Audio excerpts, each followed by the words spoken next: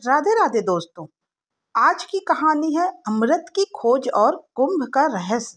बहुत समय पहले जब देवताओं और असुरों के बीच लगातार युद्ध होते रहते थे, तब देवताओं की शक्ति क्षीण होने लगी।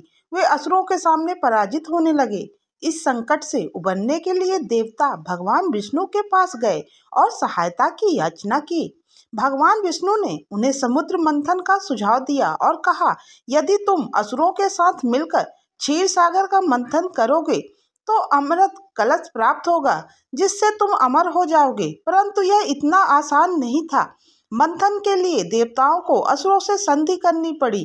असुरों ने भी अमृत प्राप्ति के लालच में यह प्रस्ताव तुरंत स्वीकार कर लिया, लेकिन उनकी मंशा थी कि अमृत पाकर वे देवताओं को हमेशा के लिए समाप्त कर देंगे और अमृत पीकर वे खुद अमर हो जाएंगे। मंदराचल पर्वत को मथानी और नागराज वासुकी को रस्सी बनाकर समुद्र मंथन आरंभ हुआ। देवता और असुर मिलकर मंथन करने लगे। मंथन से अनेक रत्न, कामधेनु, ऐरावत हाथी, श्रवा घोड़ा, विष और अंततः अमृत कलश प्रकट हुआ। जैसे ही अमृत कलश प्रकट हुआ, असुरों ने उसे छीनने का प्रयास किया। देवताओं को संकट में देख भगवान विष्णु ने मोहिनी रूप धारण किया और अपनी माया से असुरों को मोहित कर अमृत कलश को सुरक्षित कर दिया। लेकिन असुरों को जब अपनी ठगी का एहसास हुआ तो वह क्रोधित होकर अमृत कलश छीनने के लिए देवताओं पर टूट पड़े। अमृत कलश को सुरक्षित रखने के लिए देवताओं और असुरों के बीच 12 दिनों और 12 रातों तक बहुत भीषण युद्ध हुआ। इस दौरान अमृत कलश को ले जाते समय 4 स्थानों पर अमृत की बूंदें गिरी। पहला प्रयागराज, दूसरा हरिद्वार, तीसरा उज्जैन और चौथा नासिक। ये चारों स्थान दिव्य हो गए और यहीं पर कुंभ मेले का आयोजन होने लगा। इन पवित्र स्थलों पर अमृत बूंदें गिरने से अद्वितीय ऊर्जा का संचार हुआ। कहा जाता है कि कुंभ के समय यहाँ स्नान करने से अमृत की प्राप्ति होती है और सभी पापों का नाश हो जाता है।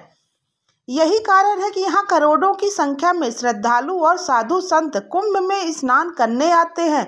महाकुंभ के समय इन स्थानों पर दिव्य शक्तियों का वास होता है। अनेक सिद्ध योगी और साधु संत अपनी साधनाओं से यहाँ अलौकिक शक्तियों को प्राप्त करते हैं। नागा साधुओं की रहस्यमयी तपस्या और आशीर्वाद प्राप्त करने के लिए लोगों का हुजूम उमड़ता है। महाकुंभ का समय था और हरिद्वार में भारी भीड़ उमड़ी थी। इसी भीड़ में एक युवक अर्जुन अपने पिता की अस्थियां विसर्जित करने आया था। अर्जुन को अपने पिता के निधन के बाद से अजीब सपने आते थे, जिसमें एक साधु उसे कुंभ में बुलाते और कहते, तुम्हारी मुक्ति यहाँ है।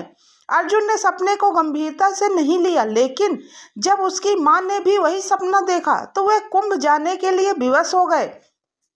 हरिद्वार पहुंचते ही अर्जुन को भीड़ में वही साधु दिखे जिन्हें उसने सपने में देखा था। साधु के इशारे पर अर्जुन उनके पीछे पीछे चल पड़ा।